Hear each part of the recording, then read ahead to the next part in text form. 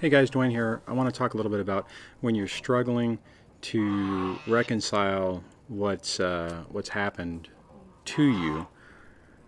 What I mean by this is you can get caught up in this phase, and we talked a little bit about this before, where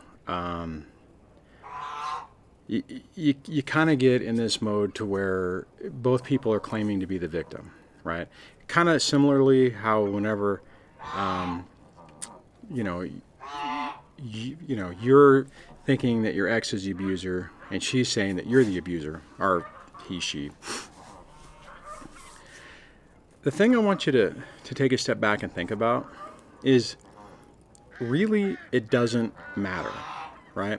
Because you get caught up in this situation where you're concerned about it and you don't think it's fair and you don't think it's right that the other person also can claim that that you are abusive to them, and that it's all either or. It's like, well, no, you're not the victim, I'm the victim, that type of thing. The key point about that, and the reason I say it doesn't really matter, is because at the end of the day, it doesn't, right? What matters is what you're feeling, what you're dealing with, how you're processing it, and how you're getting through it. Now, and the reason I say that's important, because I know for me, whenever I was going through my situation, when I would hear the rumors from the surrogates and the flying monkeys and such about what was being said, it was like, wait a minute, I'm the victim here, right?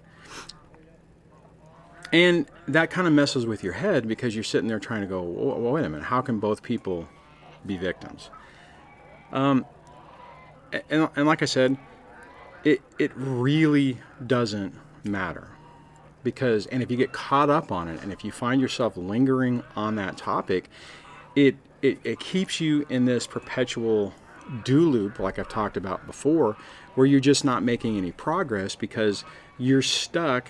Basically, you're stuck thinking about the ex. And what you need to do, what the goal for this part of the process is to get over having to have that person in your mind all the time. They can claim whatever the hell they want.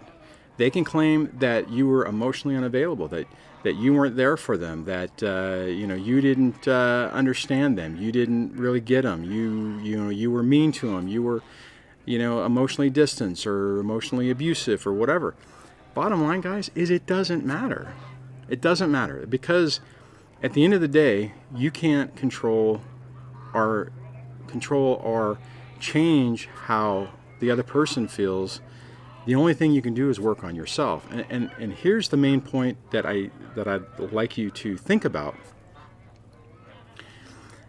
If you've been miserable and you've been upset and you've been sad and you've been emotional and you've been angry and you're stuck dealing with this for a continuous basis, then it doesn't matter. Because if you focus on who did the other person wrong more, all you're going to do is get yourself stuck in this endless loop where you're not making any progress, and it doesn't do you any good. So what I'll ask you to do is take a step back. Try to put whatever the other person is saying out of your mind, right? Whatever other people are telling you they're saying, just set it aside. Don't even worry about it, and think about and worry about yourself. And I'm not saying think about, crawl up on the couch, grab, your favorite snack, and just continually think about how you were wronged. Start thinking about how you can get out of it, right? We've already talked before that you do have to process. You have to process all the feelings. I mean, that's a given, and you need to recognize that. You got to process the anger. You got to process the sadness, the disappointment, the regret. All that stuff you have to deal with. But then you need to think about how do you get past it. What are the steps that you need to take to recognize that you've been through something, recognize that that yes, you were involved in a situation that didn't exactly turn out the way you wanted to, and then how to get past it, right?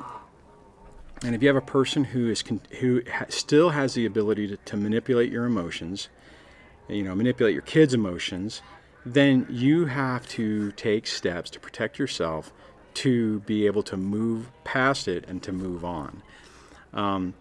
That's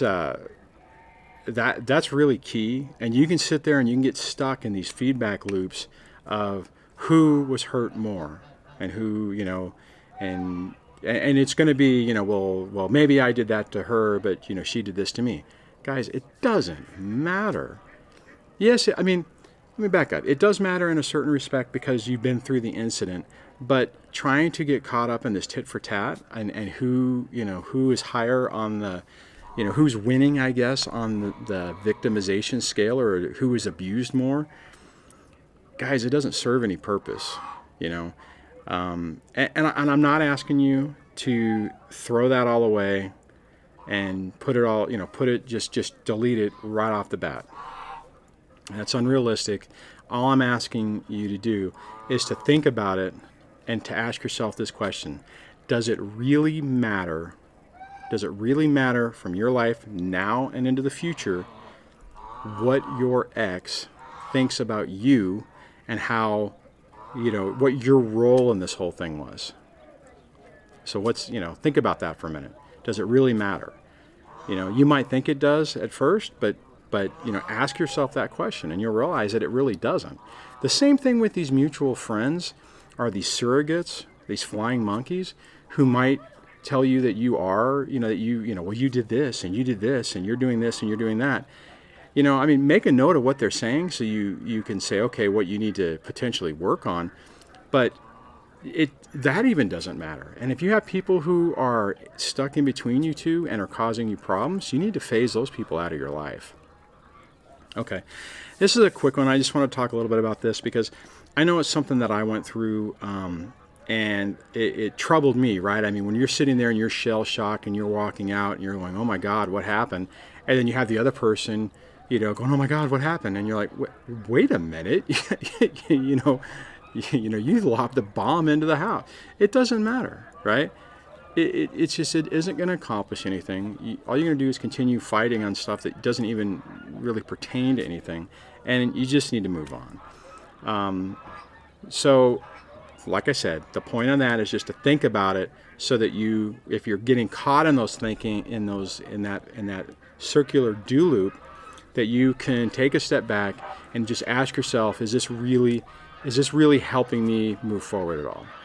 All right, so on that, if you have some experiences how you've dealt with this, leave it in the comments below. If you like this video, give it a thumbs up. If you like the channel, please subscribe. If you think that it could help somebody else who's going through it, please share it with them, and I will talk to you guys in the next video. Take care. Bye.